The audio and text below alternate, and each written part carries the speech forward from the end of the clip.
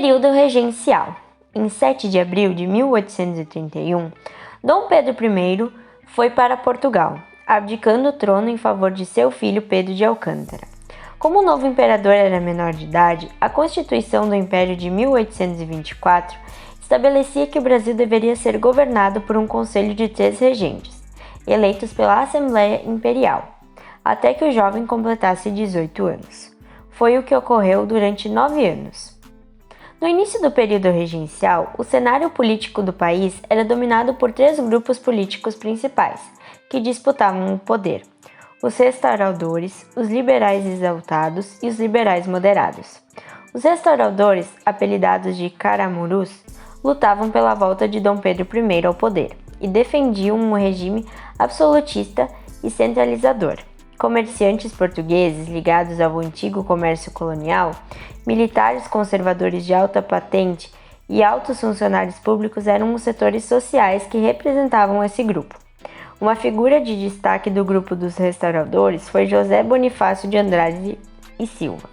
A associação do grupo era chamada primeiro de Sociedade Conservadora e depois de Sociedade Militar. Os liberais exaltados, apelidados de farroupilhas ou jurujubas, lutavam pela descentralização do poder, pela autonomia das províncias e pelo sistema federalista. Muitos defendiam também o fim da monarquia.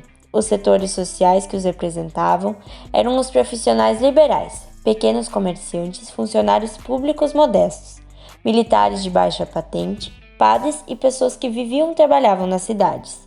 Como figuras de destaque desse grupo, podemos citar Cipriano Barata, Borges da Fonseca, Miguel Frias, Rangel de Vasconcelos e Augusto Maia. A associação do grupo era chamada de Sociedade Federalista. Já os liberais moderados, apelidados de chimangos, lutavam pela preservação da unidade territorial do país.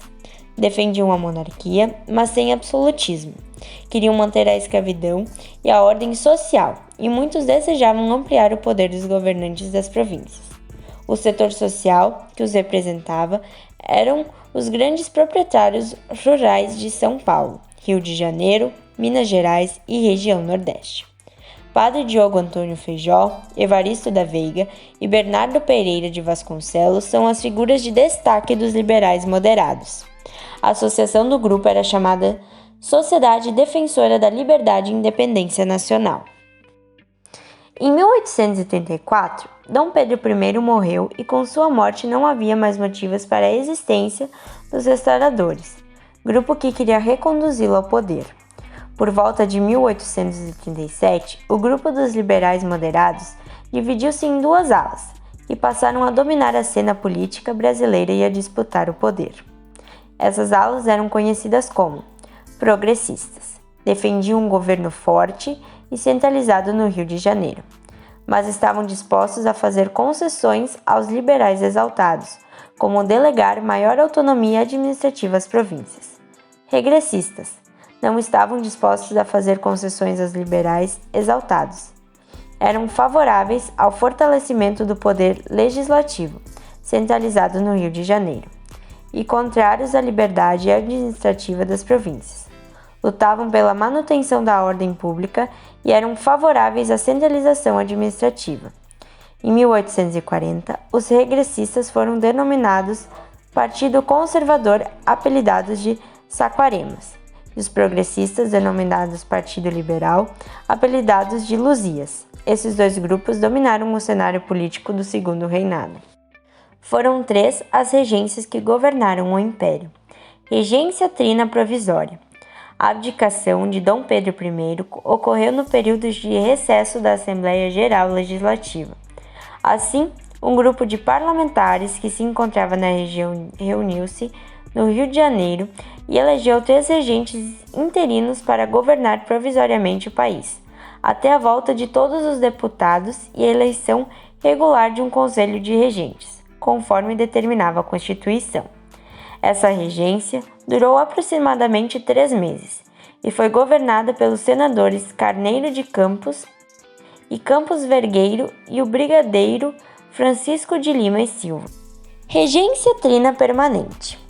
Em 17 de junho de 1831, a Assembleia Geral reuniu-se novamente e elegeram os deputados João Braulio Muniz, do Nordeste, e José da Costa Carvalho, do Sul, e o brigadeiro Francisco de Lima e Silva, começando então a regência trina permanente. Criação da Guarda Nacional. Nomeado ministro da Justiça, o padre Diogo Antônio Feijó foi uma das figuras de destaque da regência trina permanente. Sua principal função era garantir a ordem pública, buscando acabar com as agitações populares e as revoltas militares. Para cumprir tal desígnio, era necessário ter uma força militar que fosse fiel ao governo, mas o exército nem sempre havia se mostrado eficiente no cumprimento das ordens governistas, pois parte das tropas eram compostas de pessoas pobres que frequentemente se colocavam contra as autoridades.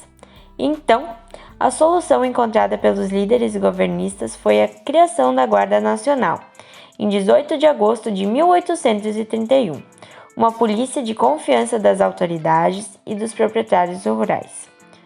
O maior posto de comando da Guarda Nacional era concedido aos fazendeiros.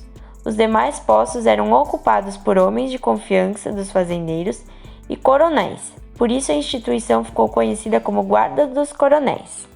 A Guarda Nacional atuou na repressão das revoltas populares e das agitações contrárias à ordem social vigente, além de ter sido empregada na preservação das enormes propriedades rurais. Durante a sua existência, contribuiu para o fortalecimento do poder dos fazendeiros e coronéis. Ato adicional. Em 1834, promoveram uma reforma na Constituição do Império, mediante a promulgação do Ato Adicional. De acordo com o Ato Adicional de 1834, a regência deixava de ser trina para ser una, com um mandato de 4 anos, suspendida-se o Conselho do Estado, órgão que havia reunido os políticos mais conservadores do Império, e criavam-se as Assembleias Legislativas Provinciais. Apesar de os presidentes das províncias continuarem sendo nomeados pelo governo central do Império, o ato adicional foi considerado outro exemplo de avanço liberal do período das regências. Regência Una de Feijó. Como determinada, o ato adicional em 1835, realizaram-se as eleições para a escolha do regente único. A vitória coube ao progressista padre Diogo Antônio Feijó, ex-ministro da Justiça. Durante seu governo, tiveram início rebeliões como a Cabanagem, no Pará, e a Farroupilha, no Rio Grande do Sul. A oposição regressista passou a atacar Feijó, pois alegavam que ele não estava conseguindo impor ordem no país. Faltando 2 anos para o término do mandato, Feijó renunciou ao cargo de regente e no seu lugar foi eleito Pedro de Araújo Lima, senador pernambucano ligado ao grupo dos regressistas. Regência Uma de Araújo Lima. Ao assumir o poder, Araújo Lima montou um ministério composto apenas de políticos conservadores, conhecido como Ministério das Capacidades.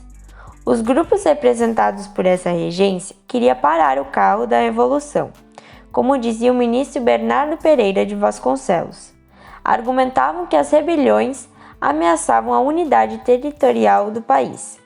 Desse modo, o governo passou a reprimir de forma violenta as revoltas que ocorriam no país. Por outro lado, os líderes regressistas entendiam que a descentralização e a autonomia das províncias eram responsáveis pela desordem e anarquia que reinavam no país. Então, criaram leis visando promover uma nova centralização do poder. Uma delas foi a Lei Interpretativa do Ato Adicional, 12 de maio de 1840, que reduzia o poder das províncias e subordinava os órgãos da polícia e da justiça ao poder central. Restringia-se também a atribuição provincial de nomear funcionários públicos. Antecipação da maioridade. Os políticos progressistas procuravam uma alternativa para tirar Araújo Lima do poder. Então, passaram a defender que o meio mais eficiente para preservar a unidade territorial do Império e ampliar a autoridade do governo central seria transferir o poder para as mãos do príncipe Pedro de Alcântara. O príncipe ainda era menor de idade, mas a Assembleia Geral tinha poderes para antecipar sua maioridade. Com esse propósito, foi fundado o Clube da Maioridade. A tese defendida pelo clube teve o apoio dos grupos de proprietários rurais e de grandes comerciantes, e uniu políticos progressistas e parte dos regressistas. Para eles, a figura de um imperador seria essencial para pôr um fim às revoltas provinciais e restabelecer a ordem social. Em 1840, a Assembleia Geral aprovou a tese da maioridade, episódio conhecido como Golpe da Maioridade. Pedro de Alcântara, com 15 anos incompletos, prestou o juramento como imperador. Começa então o segundo reinado, período que durou quase meio século. O período regencial foi uma época conturbada da história do Brasil, com a eclosão de revoltas nas províncias brasileiras. Analisando o contexto histórico da época, percebe-se que essas revoltas não ocorrem por acaso. Elas são produtos de insatisfações coletivas acumuladas durante bom tempo. Como os governos regenciais não foram capazes de eliminar suas causas, as insatisfações acabaram manifestando-se de forma violenta e explosiva. As revoltas estavam vinculadas à crise do Império em 3 esferas: crise econômica, social e política. Crise econômica.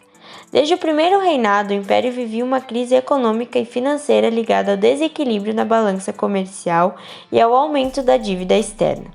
Desde o início do período regencial, os produtos brasileiros passaram a enfrentar maiores dificuldades no mercado externo. O preço dos produtos brasileiros exportados não parava de cair.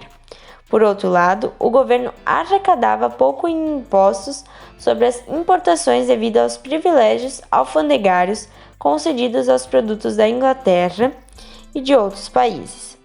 Outros fatores somaram-se ao desequilíbrio da balança de pagamento do país, agravando a crise econômica e financeira.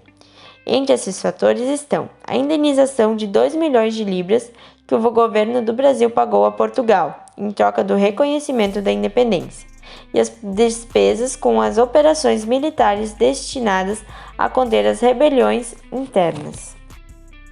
Problemas socioeconômicos. Durante o período regencial, a riqueza econômica e o poder político continuaram concentrados nas mãos dos grandes fazendeiros e comerciantes. Além disso, com a crise econômica e o aumento progressivo do custo de vida, os alimentos foram ficando cada vez mais caros. Isso gerou grande descontentamento popular, e como antes os portugueses que dominavam o comércio foram considerados por muitos brasileiros os culpados pelos problemas econômicos do país. Crise política. Durante todo o período regencial, o clima foi tenso nas relações entre o governo central e as províncias. É possível dizer que havia muitas críticas contra o autoritarismo do governo central. As pessoas pertencentes aos grupos sociais dominantes nas províncias queriam mais autonomia, incluindo o direito de eleger os próprios presidentes das províncias. Essa crise levou muitos políticos provinciais até mesmo a defender ideias separatistas, isto é, a separação da província do restante do país. A tensão política agravou-se quando as camadas populares e as classes médias urbanas entraram em cena. Acompanhando a onda liberal e reformista do século XIX, elas decidiram reivindicar seu direito de participação no poder político. Importante lembrar que na época vigorava o voto censitário, pelo qual o direito eleitoral estava condicionado a certos níveis de renda que a maior parte da população não tinha. Como as insatisfações já não podiam ser canalizadas contra Portugal, elas convergiram em grande medida contra o governo central do Império, instalado no Rio de Janeiro. Foi nesse contexto que explodiram diversas revoltas provinciais durante o período das regências, como Cabanagem, Revolução Farroupilha, Revolta dos Malês, Sabinada e Balaiada. Cabanagem foi uma grande revolta popular que aconteceu no Pará, a partir de 1835 e durou 5 anos. Participaram homens e mulheres pobres, negros, indígenas e mestiços, que trabalhavam principalmente na extração de produtos da floresta. Luta contra a miséria e a exploração. Os cabanos rebelaram-se contra a situação de miséria que viviam e contra os responsáveis por sua exploração. Os revoltosos foram apoiados por alguns líderes fazendeiros do Pará, descontentes com a política centralizadora do governo imperial e com a falta de autonomia da província. Mas não demorou muito para que se afastassem do movimento, pois passaram a discordar de algumas ideias que prevaleciam entre seus membros. Dentre elas, acabar com a escravidão e distribuir terras para os lavradores. Um dos líderes da cabanagem foi o padre Batista Campos, que no sertão paraense costumava benzer os pedaços de pau utilizados como arma pelos rebeldes. Em janeiro de 1835, tropas de cabanos conquistaram Belém, a capital provincial, mataram várias autoridades do governo e tomaram o poder. Repressão e alcances. Apesar de conquistarem o poder, os cabanos tiveram grande dificuldade em governar. Faltava-lhes organização, havia muitas divergências entre os líderes do movimento, e a rebelião foi traída várias vezes. Tudo isso facilitou a violenta repressão comandada pelas tropas enviadas da capital do Império. Depois de mais de um ano no poder e outros 4 anos de resistência no interior da província e vários enfrentamentos, o movimento foi dominado em 1840, com a rendição do último grupo rebelde. Calcula-se que tenham sido mortos mais de 30.000 revoltosos, cerca de 30% da população da província. Os que sobreviveram aos combates acabaram presos. Revolução Farroupilha, também chamada de Guerra dos Farrapos, ocorreu no Rio Grande do Sul e foi a mais longa revolta da história do Brasil. Durou 10 anos, de 1835 a 1845. Entre suas principais causas estavam os problemas econômicos dos produtos rurais gaúchos. Motivação e objetivos. O Rio Grande do Sul tinha uma economia baseada na criação de gado e produção do charque, vendido em diversas províncias brasileiras como São Paulo, Rio de Janeiro e Minas Gerais, e também na região Nordeste. Dessa forma, a pecuária do Sul atendia ao mercado interno brasileiro, diferenciando-se da tendência geral da economia agrária do país naquela época, que atendia ao mercado externo com produtos como açúcar e café.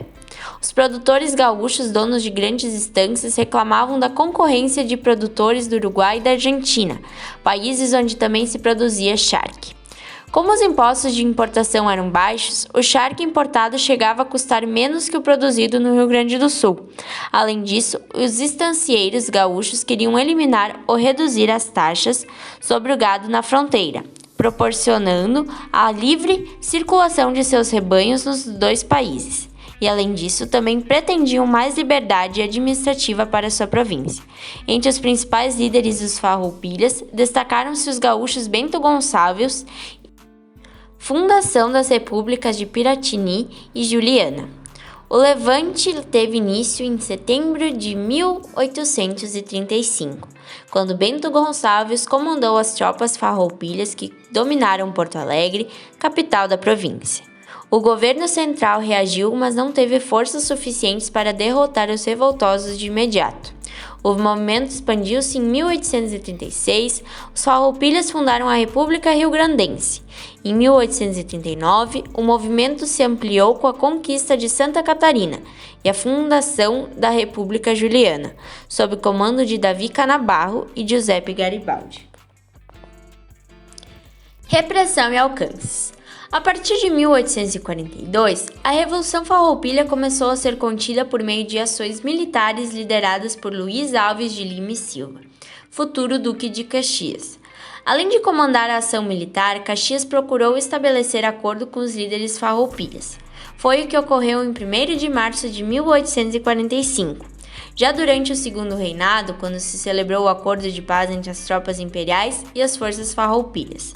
Esse acordo assegurava diversas condições exigidas pelos fazendeiros gaúchos para o fim do movimento, como não punição dos revoltosos, que receberiam anistia do imperador, incorporação dos soldados e oficiais do exército farroupilha ao exército imperial, ocupando postos militares equivalentes e o direito à liberdade dos escravos fugitivos que lutavam ao lado dos farroupilhas. Embora muitos escravos e homens livres e pobres tenham participado do movimento, a Revolução Farroupilha não foi uma revolta com os objetivos populares. Tratou-se de uma rebelião liderada por estancieiros que lutavam por seus interesses específicos, como garantir o lucro das estâncias e exercer o poder político no Rio Grande do Sul, com mais autonomia. Revolta dos Malês. Ocorreu em janeiro de 1835 em Salvador, Bahia. O nome Malê era a designação dada na Bahia aos africanos de origem ou formação muçulmana, que em geral sabiam ler e escrever em árabe. Entre os malês, destacavam-se alguns líderes como Pacífico Licutã, Manuel Calafate, Luiz Sanin, Aprígio e Pai Inácio. Os malês conseguiram armas e munições e elaboraram um plano de luta contra os donos de escravos para conseguir a liberdade. Repressão e alcances. Uma denúncia antecipou o início do levante, mas as autoridades já estavam preparadas para enfrentar os revoltosos. Na noite de 24 de janeiro de 1835, cercados pela polícia na casa de Manuel Calafate, muitos rebeldes morreram em combate e outros foram presos. Entre estes, alguns foram condenados a açoite público e fuzilamento. Apesar de praticamente abortada, a Revolta dos Malês foi uma das mais importantes rebeliões de escravos do século XIX.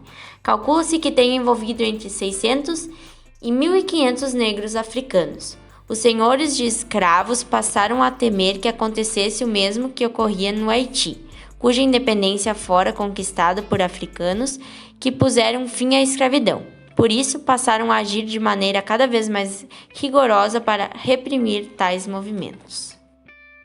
Sabinada.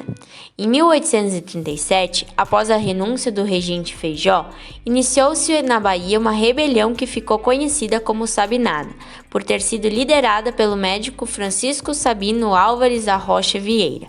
Seu objetivo básico era instituir uma república na província enquanto o príncipe herdeiro fosse menor de idade.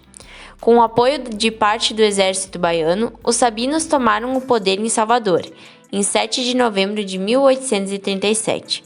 O movimento, porém, não foi apoiado pela maioria da população. Muitos fazendeiros não concordaram com as declarações feitas pelo governo provisório da província, de que os escravos que lutassem ao lado dos rebeldes seriam libertados. Então, deixaram de apoiar o movimento e passaram a ajudar as forças imperiais enviadas para combater os revoltosos. Repressão e alcances.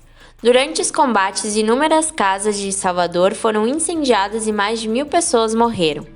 Em março de 1838, a rebelião estava totalmente dominada. Apesar da violenta repressão, os principais líderes do movimento não foram mortos. O médico Francisco Sabino, por exemplo, foi preso e degradado para Mato Grosso, diferentemente da cabanagem e da revolta dos malês. A Sabinada foi coordenada por homens cultos e de posses de Salvador. Seu interesse era conseguir autonomia temporária da província em relação ao governo regencial para atender a seus anseios imediatos. Balaiada. Em 1838, teve início na província do Maranhão, uma revolta popular que ficou conhecida como Balaiada, porque um de seus principais líderes, Manuel Francisco dos Anjos Ferreira, era fazedor de balaios. Antecedentes da revolta. Nessa época, a economia agrária do Maranhão estava em crise. Sua principal riqueza, o algodão, vinha enfrentando queda de preço e perda de compradores no exterior. Esse quadro ocorria devido à forte concorrência do algodão produzido nos Estados Unidos. Quem mais sofria as consequências dos problemas econômicos do Maranhão era a população pobre da província, uma multidão formada por vaqueiros, sertanejos e escravos. Esses trabalhadores uniram-se na revolta da Balaiada com o objetivo de lutar contra a miséria, a fome, a escravidão e os maus-tratos que estavam submetidos. Havia também muita insatisfação entre os profissionais urbanos maranhenses, que formavam o chamado grupo dos Bentevis, designação dada na época aos liberais exaltados na região. Tomada do poder. Foram os Bentevis que incitaram a revolta contra os grandes fazendeiros da província, conseguindo a adesão dos sertanejos pobres. deram início ao levante em dezembro de 1838. Apesar da pouca organização estratégica, os rebeldes balaios conseguiram conquistar a cidade de Caxias, uma das mais importantes do Maranhão, em julho de 1839. Os principais líderes populares da balaiada, além do balaieiro Manuel Francisco dos Anjos Ferreira, foram Cosme Bento das Chagas e Raimundo Gomes, mas os objetivos desses líderes populares não eram muito claros. Por isso, o poder acabou sendo entregue aos bem-te-vis, que então, assustados com o desenrolar dos acontecimentos, já estavam mais preocupados em conter a rebelião dos sertanejos do que em apoiá-la. Repressão e alcances. Para combater a revolta dos balaios, o governo imperial enviou tropas comandadas pelo então coronel Luiz Alves de Lima e Silva. Nessa altura, os bem-te-vis já haviam abandonado os sertanejos e apoiavam abertamente as tropas governamentais. O combate foi árduo e violento. A perseguição só terminou em 1841, quando já tinham morrido cerca de 12.000 sertanejos e escravos. A balaiada não se constituiu em um movimento único e harmônico, com um projeto político definido. Foi mais uma expressão da crise por que passava a sociedade brasileira durante o período regencial.